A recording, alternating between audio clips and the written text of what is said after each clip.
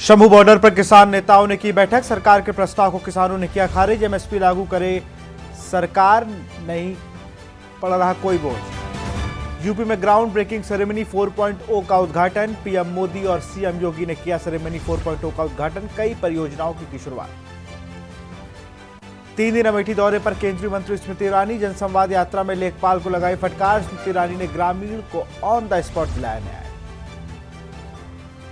लोकसभा चुनाव के लिए सपा ने की प्रत्याशियों की दूसरी लिस्ट जारी। 11 उम्मीदवारों के नाम पर ऐलान। गाजीपुर से अफजाल अंसारी को अखिलेश ने दिया टिकट। कल लखनऊ और बुधवार को कानपुर में राहुल की न्याय यात्रा। 37वें दिन अमेठी पहुंची न्याय यात्रा। जयराम रमेश ने दी जानकारी। कल अयोध्या दौरे पर उत्तराखंड सीएम पुष्कर सिंह धामी। राम मंदिर में रामलला के दर्शन करेंगे। दर्शन पूजन के बाद शाम 5 बजे लौटेंगे देहरादून। आप देख रहे हैं के न्यूज, खबरों का सारथी। नमस्कार, स्वागत है आपका देश की बात में। मैं हूं आपके साथ विशाल पंडित। तो बुलेटिन की शुरुआत करेंगे किसान आंदोलन से जुड़ी। किसानों ने ठुकराया सरकार का प्रस्ताव। चंडीगढ़ से खबर। किसानों ने ठुकराया है सरकार का प्रस्ताव। किसान बोले सरकार पर नहीं पड़ेगा अतिरिक्त बोझ। किसान बोले सरकार पर नहीं पड़ेगा अतिरिक्त बोझ। चंडीगढ़ में 20 फरवरी तक इंटरनेट सेवा पर पाबंदी। चौथे दौर की बातचीत के बाद भी नहीं निकला हल।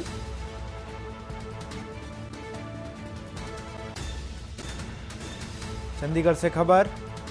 किसानों की चौथे राउंड की बातचीत भी बेअसर निकली। चंडीगढ़ में 20 फरवरी तक इंटरनेट सेवा पर पाबंदी।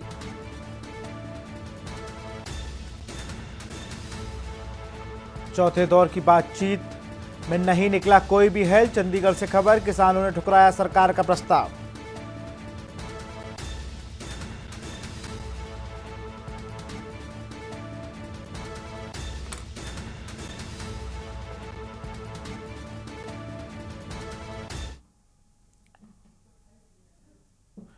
देश में कांग्रेस के बैंक खातों को फ्रीज करने की कार्रवाई के खिलाफ फरीदाबाद में कांग्रेस नेताओं और कार्यकर्ताओं ने इनकम टैक्स ऑफिस के बाहर अपना विरोध किया और बीजेपी के खिलाफ नारेबाजी की। कांग्रेस के नेताओं और कार्यकर्ताओं ने कांग्रेस के खातों को फ्रीज किए जाने के विरोध करना प्रदर्शन किया। कांग्रेस नेताओं ने पत्रकारों से बातचीत करते हुए कहा कि बीजेपी पार्टी कांग्रेस से लोकसभा चुनाव से पहले ही डर चुकी है। इसी को लेकर वह इस तरह के हथकंडे अपना रही है।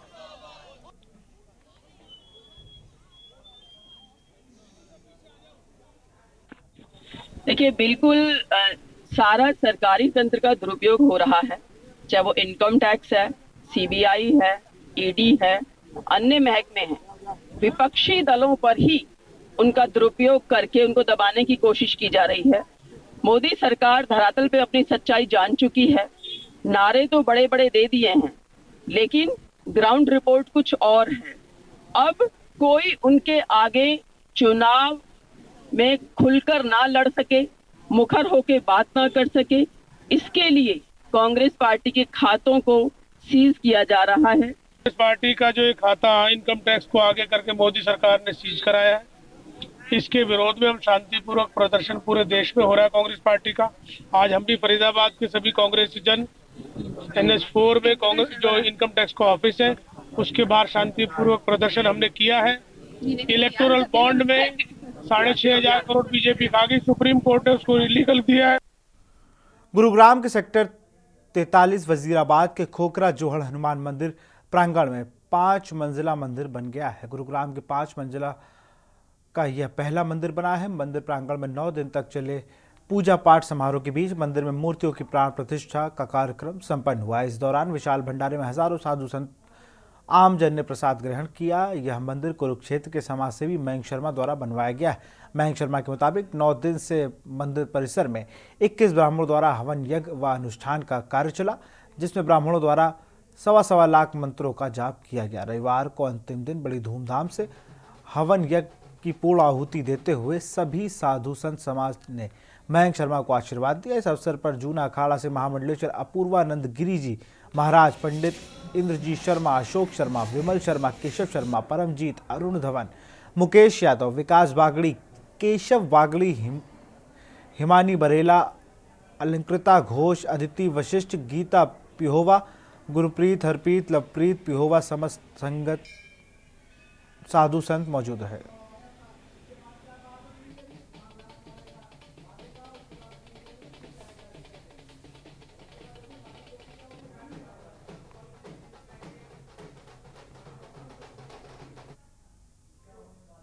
अब रुक करते हैं खबर छत्तीसगढ़ का। लोकसभा चुनाव 2024 का आगाज होना अभी बाकी है। चुनाव से पहले 2024 के लोकसभा चुनाव से छत्तीसगढ़ के सरगुजा में लोगों को काफी उम्मीदें हैं।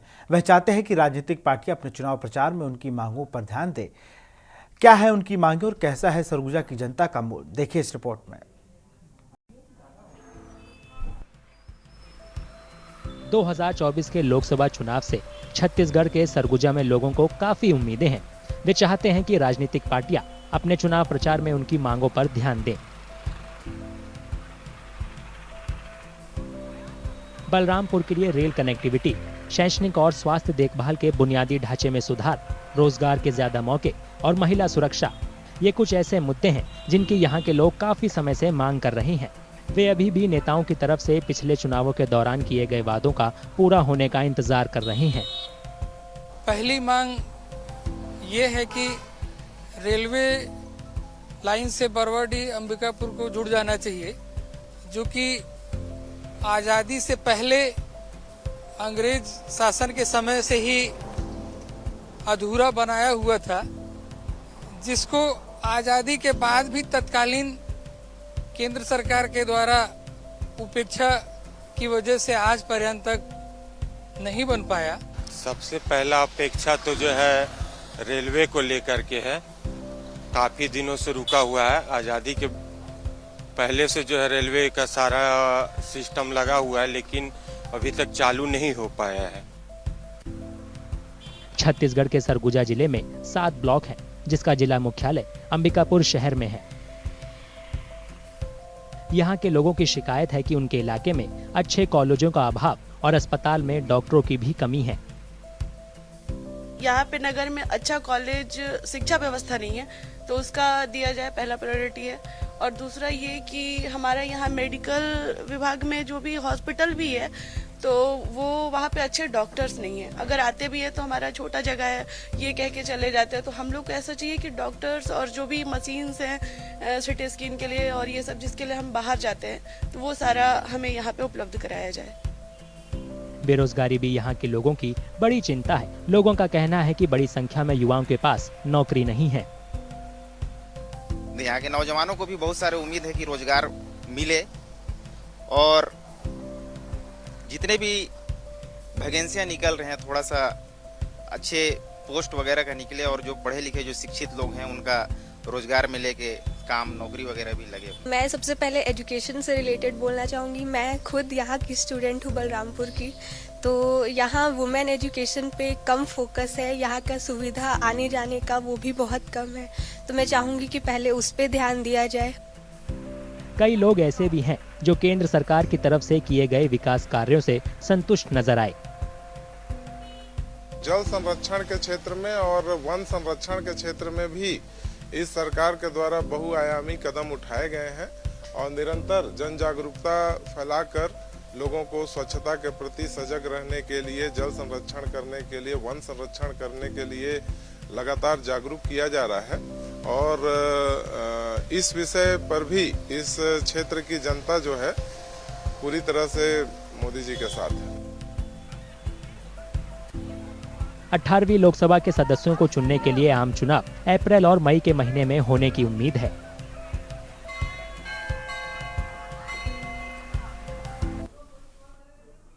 कांग्रेस के बैंक खातों को सीज करने के विरोध में दिल्ली, छत्तीसगढ़ और राजनांदगांव सहित पूरे देश में आज कांग्रेसी कार्यकर्ता इनकम टैक्स ऑफिस के सामने बैठे थे। कांग्रेस का कहना था कि मोदी जी की बौखलाहट के फलस्वरूप यह बैंक खाता फ्रीज करने का षड्यंत्र रचा गया।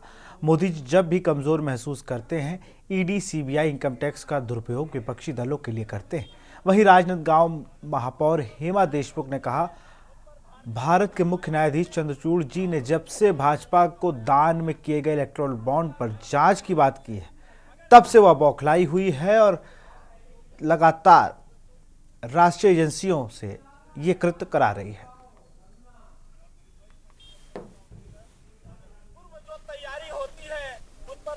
प्रदर्शन करने का मुख्य कारण है कि उन्होंने कांग्रेस के खाताओं को सीज कर दिया। मोदी जी की बौखलाहट स्पष्ट नज़र आ रही है, एक तानाशाह की बौखलाहट स्पष्ट नज़र आ रही है।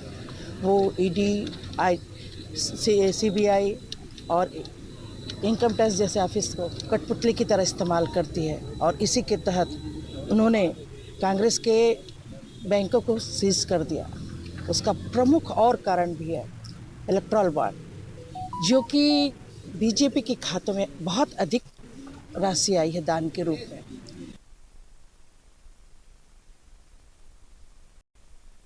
राजनंदगांव के सतनाम भवन में मुख्यमंत्री कन्या विवाह योजना के तहत आज 33 जोड़ों का विवाह कराया गया। महिला बाल विकास के सामूहिक विवाह कार्यक्रम में 33 जोड़ों में 3 बौद्ध जोड़े थे। सामूहिक विवाह का आयोजन महिला एवं बाल विकास विभाग की तरफ से कराया गया। प्रत्येक जोड़े पर 50,000 विवाह के उपहार के रूप में मिलता है। सामूहिक विवाह कार्यक्रम में राजनंद की महापौर हेमा देशमुख पहुंची हुई थी।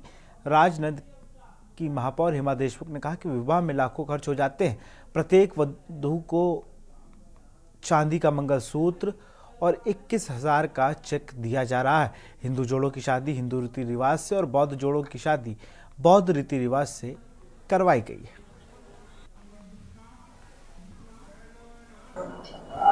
महिला एवं बाल विकास के द्वारा 15 जोड़ों का विवाह कराया जा रहा है। सरकार की योजना है जिसका लाभ पूरा परिवार उठा रहा है। इसमें से 3 जोड़े बौद्ध समाज से भी है।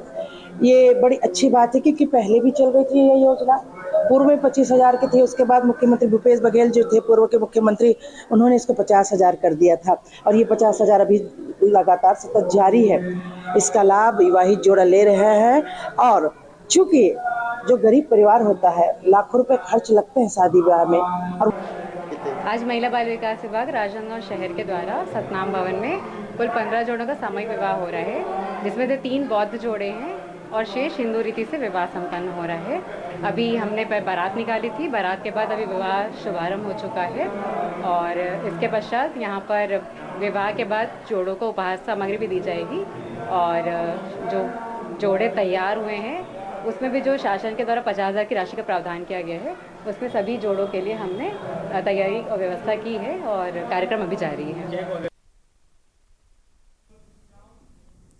बीजापुर जिले के सामान्य वन परिक्षेत्र मेड्डे के रेंजर एवं कर्मचारियों की सतर्कता एक बड़ा हादसा टल गया।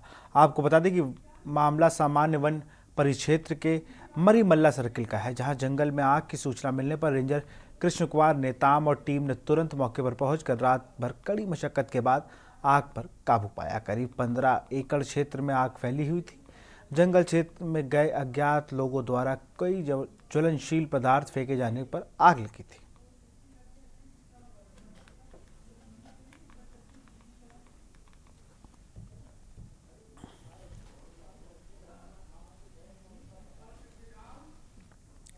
कोरबा के पाली ब्लॉक के ग्राम पंचायत पटपरा में लगातार 2 दिन से एक नीम के पेड़ से दूध जैसा तरल पदार्थ बह रहा है। जैसे ही आसपास के गांव के लोगों को पता चला तो लोग भीड़ इकट्ठा होने लगी, पूजा पाठ करने लगे। वहीं गांव के लोगों का मानना है कि इस नीम के पेड़ में नाग नागिन रहते हैं और लोग इसे चमत्कार भी मान रहे हैं।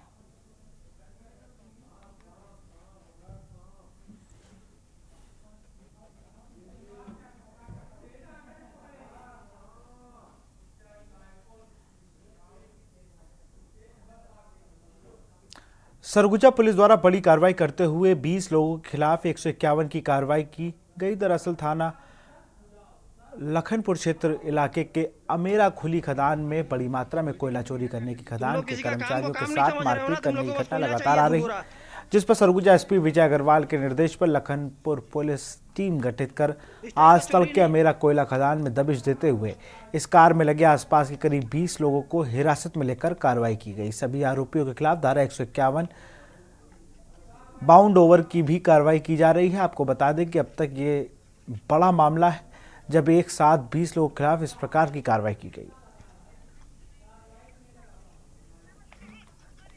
मेरा ओसीपी से कोयला चोरी की शिकायतों को संज्ञान में लेते हुए एक संयुक्त टीम का गठन किया गया था, जिसमें पुलिस विभाग के साथ साथ खनिज एवं राजस्व विभाग के अधिकारी कर्मचारी भी शामिल थे। उस टीम द्वारा जैसा कि सूचना मिल रही थी कि स्थानीय ग्रामीण द्वारा कोयला को स्थानीय भट्टों आदि में बेचा जा रहा है, तो लगभग 6 भट्टों में कार्रवाई की गई है, जिसमें कि 3 चिमनी भट्टे और 3 गमला भट्टे शामिल हैं। इन भट्टों से लगभग 45 टन का कोयला को जब्त किया गया है और पूछताछ की जा रही है। साथ ही साथ 1 लाख से अधिक ईंटों का भी जब्ती बनाया गया है और उसमें आगे कार्रवाई की जाएगी।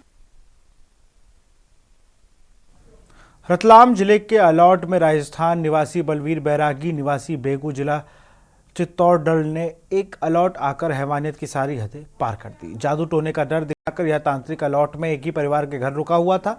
आरोपी ने अलौट के ही एक परिवार के 3 महिलाओं से पिछले 7 दिन से रेप करता रहा। उसने मां, उसकी एक बेटी व मौसी के साथ रेप किया। तांत्रिक किसी काम से अलौट आया हुआ था तो विक्रमगढ़ अलौट रेलवे स्टेशन पर पीड़ित परिवार से परिचित के संपर्क में आया। उसने गड़ा धन निकालने की बात कही। इसके बाद उसे अलौट स्थित घर पर बुलाया गया।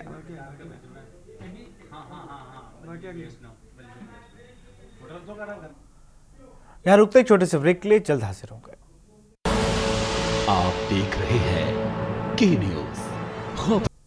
ब्रेक के बाद आपका स्वागत है। मध्य प्रदेश के दमोह जिले में एक सरकारी स्कूल के छात्र महीने में एक बार घरेलू कूड़े से भरा बैग लेकर स्कूल पहुंचते हैं। जिस कूड़े का स्कूल में इस्तेमाल किया जाता है, आखिर छात्रों के लिए लाए कूड़े में क्या होता है, जानिए इस रिपोर्ट में।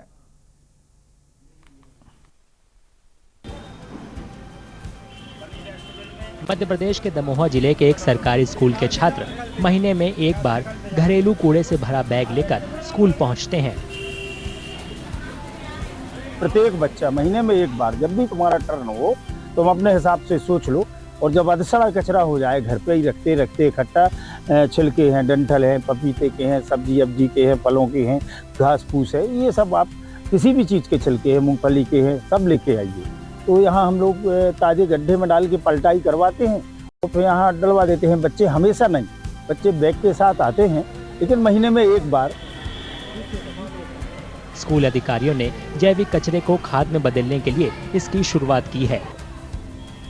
इस पहल का उद्देश्य कूड़े के ढेर को ज्यादा ऊंचा होने से रोकने के साथ साथ किसानों को केमिकल फ्री खाद मुहैया कराना है। विद्यालय की ओर से ये मुहिम चलाई गई वर्मी कंपोस्ट की। ये एक बहुत ही जागरूक करने वाली चीज़ है किसानों के लिए। किसान आज जो रासायनिक खाद का उपयोग कर रहे हैं उससे हमारी ज़मीन बहुत ही हार्ड होती जा रही है, जिससे कि आगे वाली पीढ़ी को खेती करने में बहुत ही दिक्कत हो। किसानों से आग्रह करता हूं कि इस खाद का उपयोग करें ताकि अपनी ज़मीन में उर्वरता शक्ति बनी रहे। स्कूल स्टाफ का कहना है कि उन्हें ये आइडिया तब आया जब स्कूल के बगीचों में पौधों को रासायनिक खाद से नुकसान हुआ। ये 4 गड्ढों में केंचुए रहते हैं, बाकी अन्य गड्ढे जो दिख रहे हैं आपको उस तरफ, वो गड्ढों में ताज़ा कचरा पलटाई करा के जब वो अधसड़ा हो जाता है तो इनमें आता है और ये खाद बनता है। तो ये थैलियों में भर करके बैग हैं हमारे सीएम राइस के। ये बैग हम किसानों को और कुछ बच्चों को और जो भी लोग आ जाते हैं यहाँ प्रशिक्षणार्थी और टीचर्स और पूरे स्कूल स्टेट के जितने भी टीचर वगैरह आते हैं सबको हम लोग गिफ्ट करते रहते हैं और इसका कैसे इसको बनाया जा सकता है इसके मेथड के बारे में बताते रहते हैं। स्कूल की मुहिम से अब तक 700 से ज्यादा खाद के बैग तैयार कर लिए गए हैं। ये खाद के बैग किसानों को फ्री में दिए गए हैं। इसके अलावा कुछ बैग छात्रों को उनके घरेलू इस्तेमाल के लिए भी दिए जाते हैं।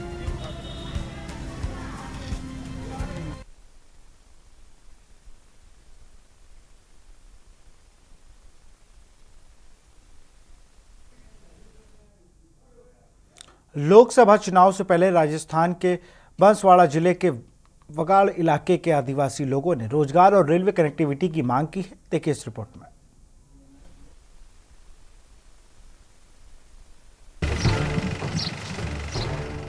लोकसभा चुनाव से पहले राजस्थान के बांसवाड़ा जिले के वागड़ इलाके के आदिवासी लोगों ने रोजगार और रेलवे कनेक्टिविटी की मांग की है। तो यहाँ जो सबसे बड़ी समस्या है वो रोजगार की है और रोजगार में भी सबसे बड़ी विडंबना शिक्षित बेरोजगारों के साथ में है।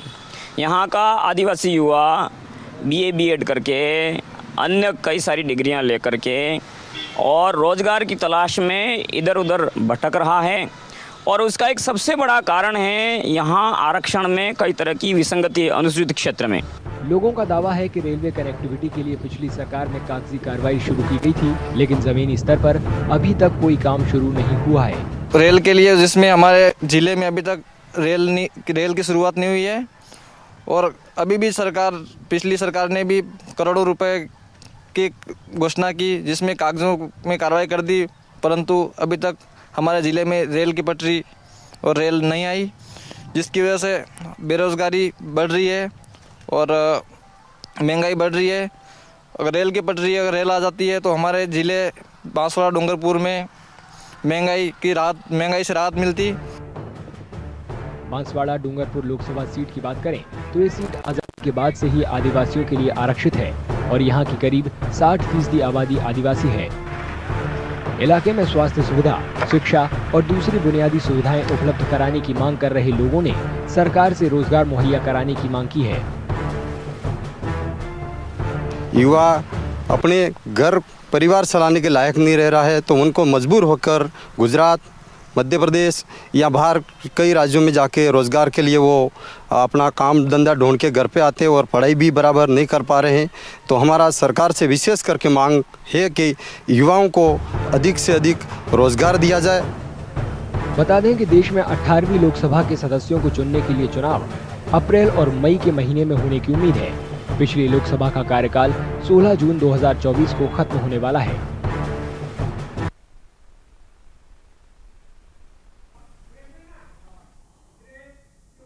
यहाँ रुकते एक छोटे से ब्रेक के लिए, जल्द हाजिर होंगे। आप देख रहे हैं के न्यूज, खबरों का सारथी। ऊर्जा उत्पादन का यह नया इकोसिस्टम परिणाम है यशस्वी प्रधानमंत्री नरेंद्र मोदी जी के विजन एवं माननीय मुख्यमंत्री योगी आदित्यनाथ के नेतृत्व में लागू हुई सौर ऊर्जा नीति का। निजी आवास पर ग्रिड संयोजित सोलर रूफटॉप संयंत्र लगवाने पर आकर्षक अनुदान की व्यवस्था है। 3 किलोवाट का संयंत्र लगवाने पर 1,95,000 का खर्च आता है, लेकिन केंद्र सरकार से 43,764 रुपए एवं राज्य सरकार से 30,000 रुपए का अनुदान प्राप्त होने से कुल लागत मात्र 1,21,236 रुपए ही रह जाती है। सोलर रूफटॉप संयंत्र से बिजली के बिल में भारी कमी का लाभ दशकों तक मिलता है। सोलर रूफटॉप संयंत्र लगाने की व्यवस्था भी सरकार की तरफ से की जाती है। इसके लिए www.solarrooftop.gov.in पर पंजीकरण कराना अनिवार्य है। रोशन प्रदेश, उत्तर प्रदेश।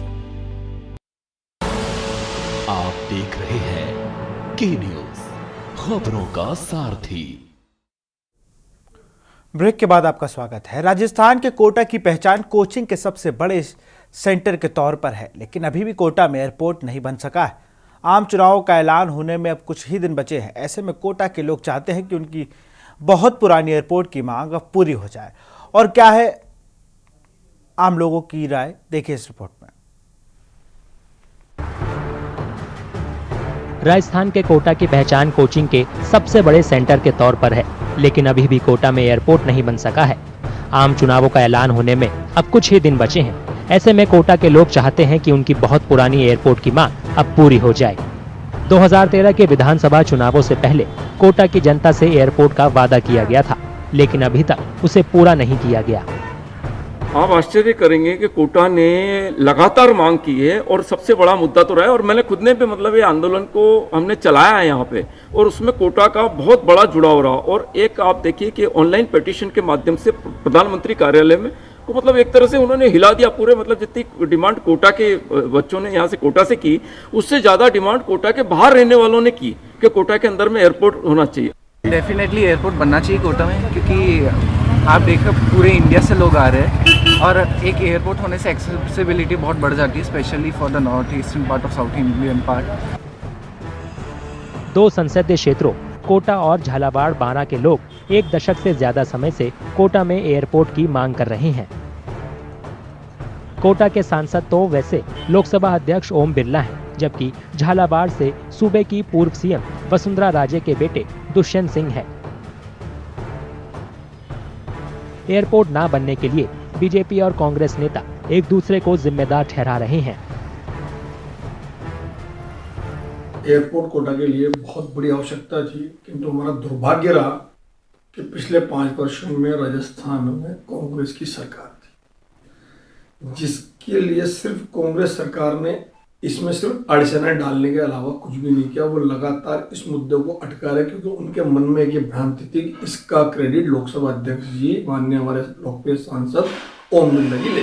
माननीय ओम जी बिरला, ये सौभाग्य की बात है कि वो हमारे लोकसभा के अध्यक्ष हैं, लेकिन इस बात की चिंता है कि 5 साल लोकसभा के अध्यक्ष रहने के बाद भी वो एयरपोर्ट के लिए जो किया जाना चाहिए था केंद्र सरकार से वो स्वीकृत नहीं करा पाए, इसका अफसोस है।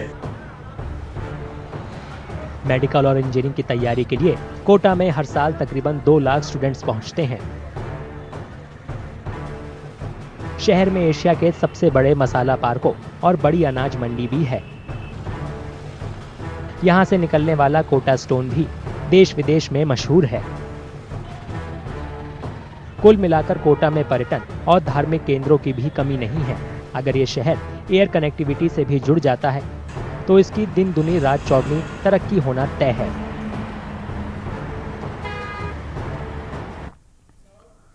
राजस्थान के अजमेर जिले में अपराधियों के हौसले इतने बुलंद हैं कि अब जेल में बंद होने के बावजूद भी पुलिस पर हमला करने से बाज नहीं आ रहे हैं।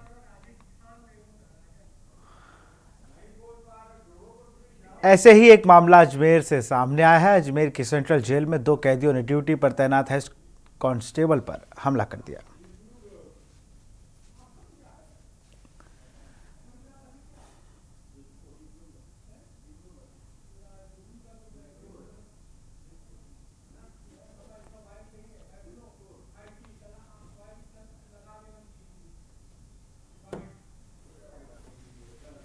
जो पता लगा है, राजेश हेड कांस्टेबल ड्यूटी पे थे और जो बताया गया है अब तक पूरी बात सामने नहीं आई है, क्योंकि जो है हेड कांस्टेबल भी अभी स्थिति उनकी ठीक नहीं है। जब वो ठीक होंगे उससे उनसे पूछा जाएगा और जांच हम करेंगे।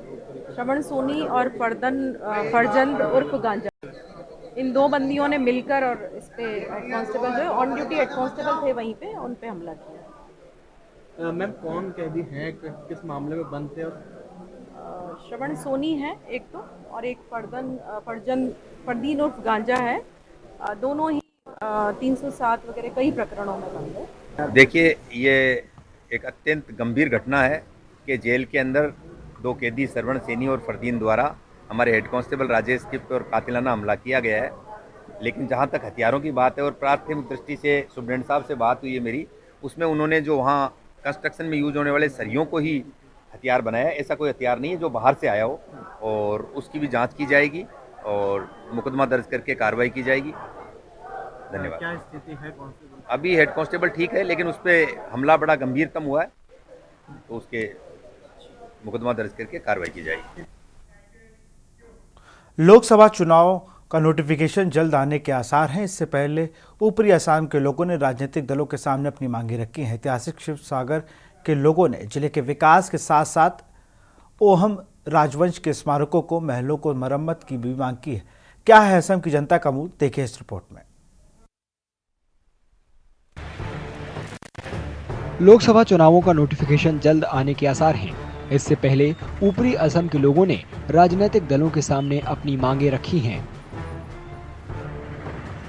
असम के डिब्रूगढ़ जिले में औद्योगिक विकास और मध्यम वर्ग के कल्याण की मांग की गई है। जो भी अपने जनता जिस भी कैंडिडेट को सिलेक्ट करके लाए, तो वो यही देखे कि प्रोग्रेस की ओर उनका क्या विचार है। प्रोग्रेस को देखते हुए, और प्रोग्रेस जिस हिसाब से अभी लास्ट 10 सालों में जो हुआ है वो काफ़ी अच्छा हुआ है और काफ़ी चीज़ें हुई है, और भी काफ़ी जगह हम लोग बहुत कुछ किया जा सकता है जिससे देश और आगे बढ़ेगा। जो सरकार जिस तरीके से मध्य वर्गीय लोगों के ऊपर दृष्टि होनी चाहिए, वो दृष्टि सरकार की नहीं है। आप देख सकते हैं कि आज के दिन में हर छोटे बड़े शहरों में बड़े बड़े मॉल्स, बड़े बड़े व्यापारी जैसे कि रिलायंस, टाटा, इस तरह के व्यापारी लोग भी अब बड़े बड़े मॉल छोटे छोटे शहरों में खोलने लगे हैं। और छोटे छोटे हमारे तरह के जो मध्य वर्गीय व्यापारी हैं, उनका व्यापार करना मुश्किल हो रखा है। ऐतिहासिक शिवसागर के लोगों ने जिले के विकास के साथ साथ अहोम राजवंश के स्मारकों और महलों की मरम्मत की मांग की है। ये ऐतिहासिक महत्व की इमारतें हैं। हम गवर्नमेंट को ये डिमांड दे रहा है कि शिवसागर के डेवलपमेंट के लिए और असम की डेवलपमेंट के लिए आप लोग पिछले बार जो अच्छे लोग हैं, जो काम करना चाहते हैं, जो काम करने के लिए कैपेबल है, उस लोगों को हम लोग सुना पे लड़ना चाहिए। और शिवसागर का जो लोग है वो लोग भी वोट देने से पहले एक बार सोचना चाहिए कि किसको वोट देना है। अभी भी शिवसागर का बहुत उन्नयन होना अभी भी बाकी है, फिर भी हम लोग चाहता है कि जो भी सरकार है शिवसागर का सामूहिक उन्नयन करे, लेकिन क्योंकि शिवसागर एक ऐतिहासिक डिस्ट्रिक्ट है, इसीलिए शिवसागर जिला का उन्नयन हम लोग चाहता है। लोकसभा चुनाव अप्रैल मई में होने के आसार हैं।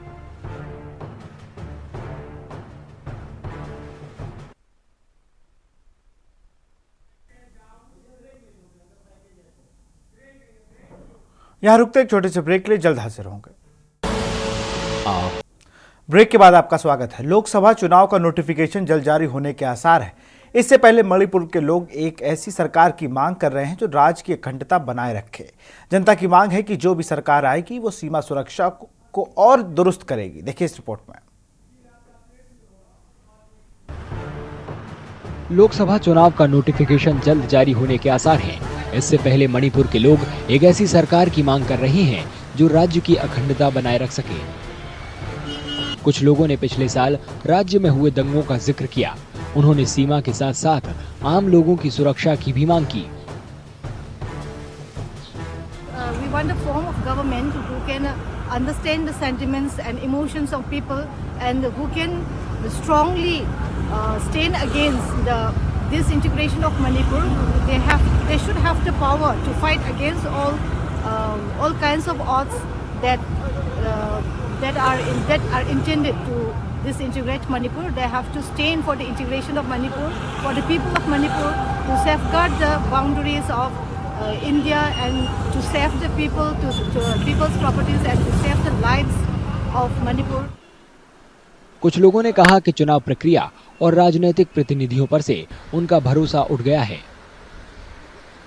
They are our representative. They must give voice to the parliament for our Manipur, but they never did. And they are so, we see that they are for their self-interest, their position, just for their position, they are using people. Election is, we think that it's a drama to the people, and we the people have lost our trust.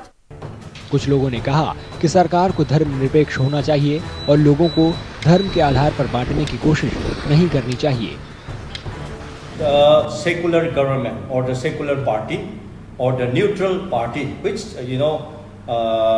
can look in a very positive way to all the citizens in India. There is no Christian, there is no need to. Lok Sabha चुनाव अप्रैल मई में होने के आसार हैं।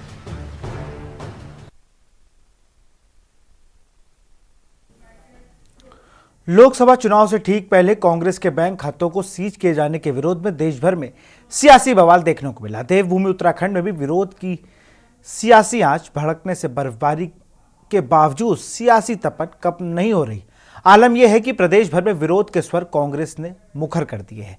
कांग्रेस ने आयकर विभाग की ओर से की गई इस कार्रवाई को पीएम मोदी का षड्यंत्र बताया है। वहीं देहरादून में युवा कांग्रेस की ओर से बीजेपी मुख्यालय का घेराव किया गया। हालांकि इस दौरान पुलिस ने प्रदर्शनकारियों को ऐसा करने से रोक लिया, जिसमें युवा कांग्रेसी भड़क गए और उनकी पुलिस कर्मियों से तीखी नोकझोंक हुई।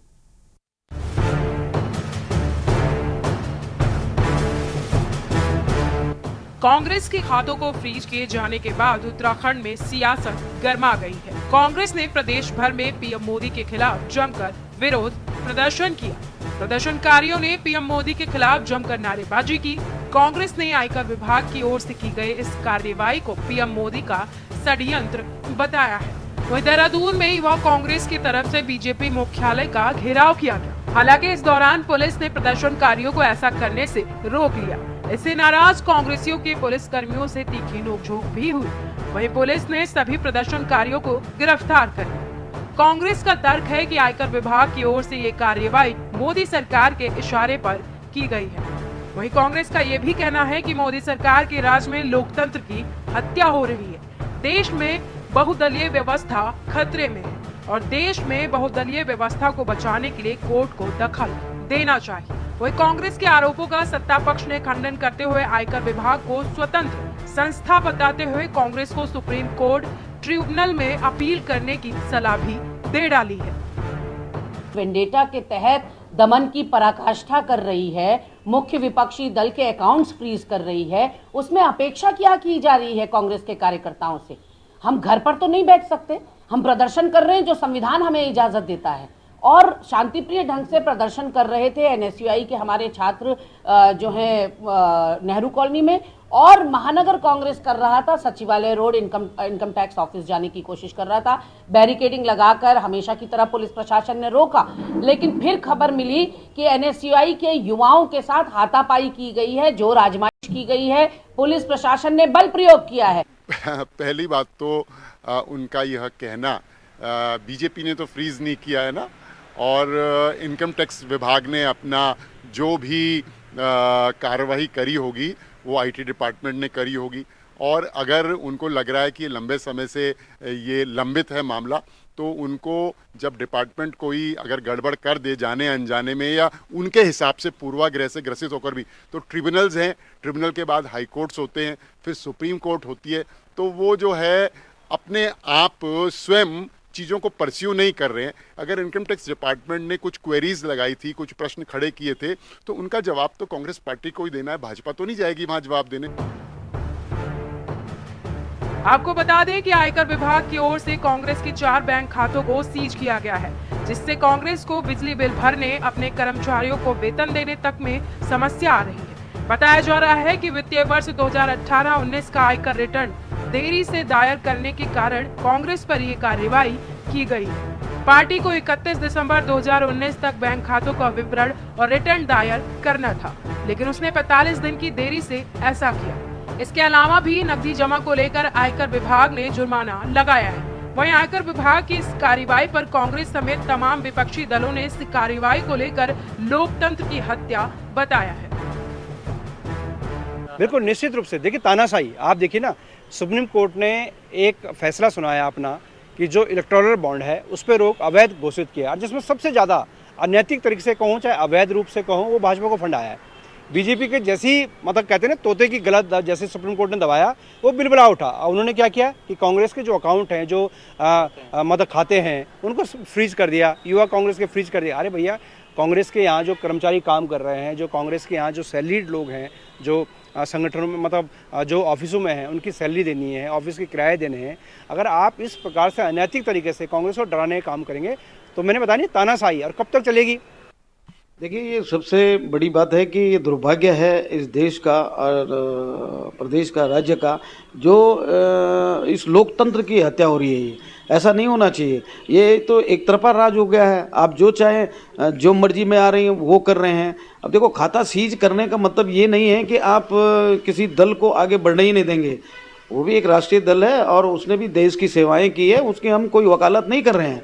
लेकिन ये निश्चित तौर पे कि एक तरफा राज नहीं होना चाहिए और इस तरह का ये लोकतंत्र की एक लोकतंत्र की हत्या हो रही है, लोकतंत्र को संकेत जाता है। कुल मिलाकर लोकसभा चुनाव से ठीक पहले कांग्रेस के बैंक खातों को सीज किए जाने के बाद देश भर में सियासत गर्म हो गई है। कांग्रेस समेत तमाम विपक्षी दल आयकर विभाग की इस कार्रवाई को विपक्षी दलों का उत्पीड़न और लोकतंत्र की हत्या बता रहे हैं। सवाल ये है कि क्या कांग्रेस के खाते फ्रीज होना मोदी सरकार की साजिश है? आखिर 400 पार का दावा करने वाली सरकार को कांग्रेस से क्या डर है? आखिर क्यों आयकर विभाग की कार्रवाई पर सवाल उठाए जा रहे हैं? Uttarakhand desk report.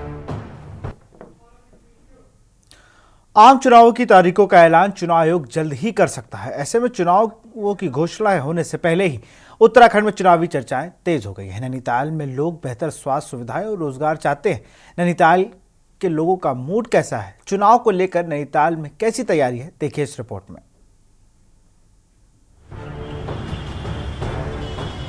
आम चुनावों की तारीखों का ऐलान चुनाव आयोग जल्द ही कर सकता है। ऐसे में चुनावों की घोषणा से पहले ही उत्तराखंड में चुनावी चर्चा तेज हो गई है। नैनीताल लोकसभा सीट के लोगों का मानना है कि चुनावों में किसान, महंगाई और रोजगार से जुड़े मुद्दे सबके एजेंडे में होने चाहिए। सब में किसानों का मुद्दा, महंगाई और बेरोजगारी सबसे प्रमुख मुद्दों में रहेंगे। अगर आप एग्रीकल्चर के क्षेत्र में बात करें तो यहाँ उधम सिंह नगर की जो तराई है, वहाँ का चावल और गेहूं मशहूर है। हमारे उत्तराखंड को जो आपूर्ति होती है वो ज्यादातर उधम सिंह नगर से ही होती है। गरीब लोगों को पूरी सुविधाएं कहाँ मिलती? तब तो मतलब जितने हैं सामान्य वर्ग के लोग हो गए और गरीबों को बेचारे तो मतलब जैसे ऊंचे वर्ग के हैं उनको तो सभी कुछ मिल रहा है, लेकिन जो बेचारे गरीब है ना उनको तो राशन पानी भी कह रहे हैं ना, जैसे कि फ्री मिल रहा। अब वो बेचारों का अंगूठा नहीं लगता तो राशन पानी नहीं मिल रहा है। सरकारी अस्पतालों में खराब सुविधाओं का हवाला देते हुए लोगों ने कहा कि निजी अस्पतालों में इलाज कराना बहुत महंगा पड़ता है। इधर हॉस्पिटल की जो हालात हैं वो बहुत ज़्यादा नैनीताल जिले में खराब है। वहाँ के बेड, वहाँ का स्टाफ पूरा नहीं है। स्टाफ अपनी तरफ से कोशिश करता है पर वो सुविधाएं मतलब जो होनी चाहिए, वेंटिलेटर की सुविधा कम है। अगर आपका पेशेंट वहाँ एडमिट होता है तो वेंटिलेटर नहीं है, इसलिए आदमी प्राइवेट हॉस्पिटल में जाता है। तो बहुत सारी जो कमियां हैं वो हॉस्पिटल की हैं। मरीज यहाँ आता है तो यहाँ से भी अस्पताल से, सरकारी अस्पताल से उसे शिफ्ट करवा के प्राइवेट में जाना पड़ता है क्योंकि उसे इलाज नहीं मिल पाता। बेरोजगारी की वजह से पलायन भी इस इलाके की बड़ी समस्या है। लोगों का कहना है कि युवा पीढ़ी रोजगार की आस में नैनीताल से पलायन करने को मजबूर हो रही है। रोजगार ना होने की वजह से लोग बाहर को पलायन कर रहा है। सारा युवा पहाड़ खाली हो चुका है। जो घर देखो वो घर में ताला लगा हुआ है, तो लोग पहाड़ छोड़ के जा रहे हैं। तो इसलिए कुछ ना कुछ गवर्नमेंट को सोचना चाहिए कि पहाड़ में रोजगार दिया जाए, रोजगार बनाया जाए, वहाँ पे युवाओं को आगे बढ़ाने की कोशिश करी जाए। उत्तराखंड में लोकसभा की 5 सीटें हैं। नैनीताल की बात करें तो यहाँ से 2019 का आम चुनाव बीजेपी के अजय भट्ट ने जीता था। यहाँ रुकते हैं, छोटे से ब्रेक के लिए जल्द हाजिर होंगे।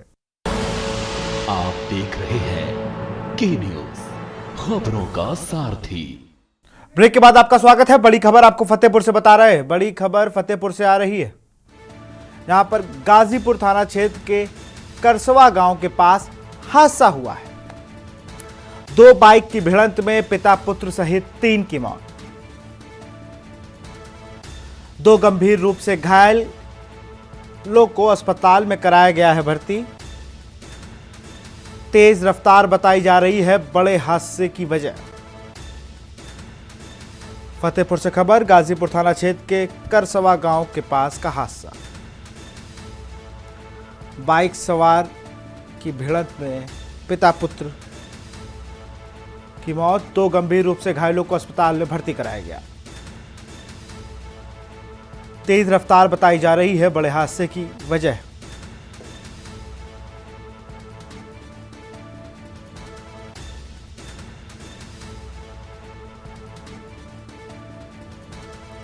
दो बाइकों की भिड़ंत में पिता पुत्र सहित 3 की मौत। फतेहपुर से खबर, गाजीपुर थाना क्षेत्र में हुआ है बड़ा सड़क हादसा। 2 गंभीर रूप से घायलों को जिला अस्पताल भेजा गया। तेज रफ्तार बताई जा रही है हादसे की वजह।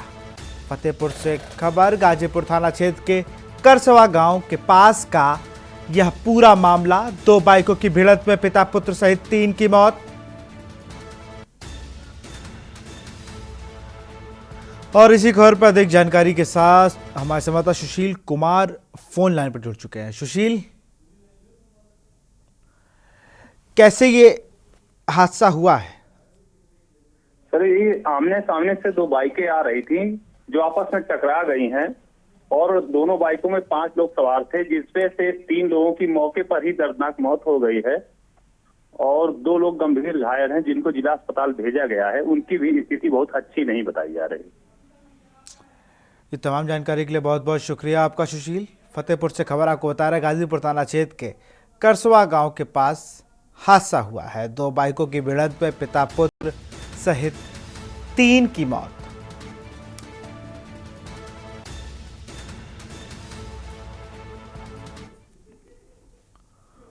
अमेठी सांसद स्मृति ईरानी अमेठी पहुंची। जिला मुख्यालय गौरीगंज के रिसोर्ट सेंटर पहुंची।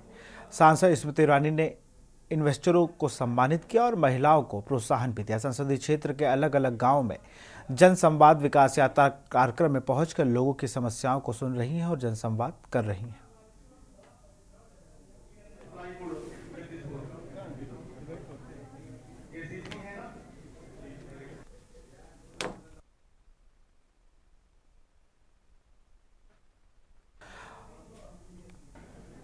एक्सप्रेसवे से अमेठी के इतिहास में पहली बार अमेठी जुड़ा।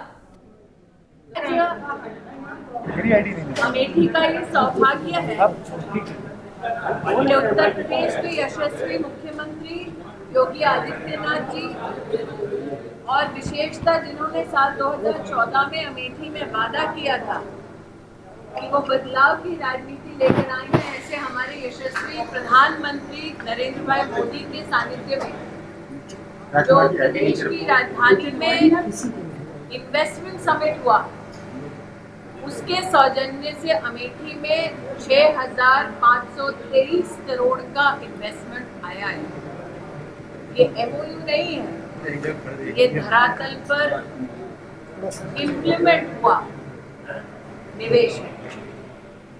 आजादी के बाद से साल 2014 तक जब नरेंद्र मोदी प्रधानमंत्री बने तब तक अमेठी में लघु उद्योग की दृष्टि से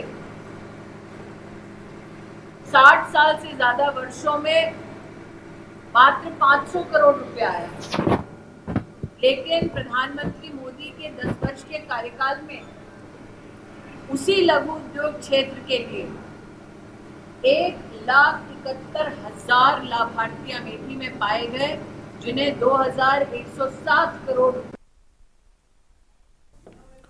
खबर अमेठी से है। राहुल गांधी अपनी न्याय यात्रा लेकर अमेठी पहुंचे। वहीं केंद्रीय मंत्री और अमेठी की सांसद स्मृति ईरानी भी अपने संसदीय क्षेत्र में जनसंवाद यात्रा कर रही हैं। वह सोमवार को टीकर माफी पहुंची और यहां के लोगों को समस्याएं सुनी। इस दौरान एक शख्स ने अपनी जमीन पर कब्जे की शिकायत लेकर उनके पास पहुंचा। उसने सांसद को बताया कि लेखपाल मेरी जमीन पर किसी और को कब्जा दिलवा रहे हैं और मेरे विरोध दर्ज करने पर कहते हैं कि जाओ, जो मन है जहां मन कर रहा है वहां शिकायत करके आओ। स्मृति ईरानी ने शख्स की शिकायत का संज्ञान लेते हुए मौके पर मौजूद लेखपाल को जोरदार फटकार लगाई। अमेठी की सांसद ने लेखपाल से पूछा, कंप्लेन करूं क्या आपके खिलाफ? आप क्यों परेशान कर रहे हो इन्हें? जमीन इनकी है ना जिस पर घर बना रहे हो? लेखपाल ने हाँ में जवाब दिया। फिर स्मृति ईरानी ने उससे कहा, आप खुद मान रहे हैं कि जमीन इनकी है, फिर क्यों दूसरे का कब्जा करवा रहे हो? आप लेखपाल हैं, अमेठी के मालिक नहीं। इनकी जमीन खाली करवाइए अभी आधे घंटे, वरना मैं खुद आकर बैठ जाऊंगी। जब जमीन इसकी है, ये उदारता दिखा रहे, किसी और ने अपना मकान बना लिया, आप बाकी की जमीन भी हड़प पाने में मदद करें तो गड़बड़ होगी साहब। खाली कराइए अभी। फिलहाल देश की बात में इतना ही। देखते रहिए न्यूज़ इंडिया। नमस्कार। आप देख रहे हैं के न्यूज़, खबरों का सारथी।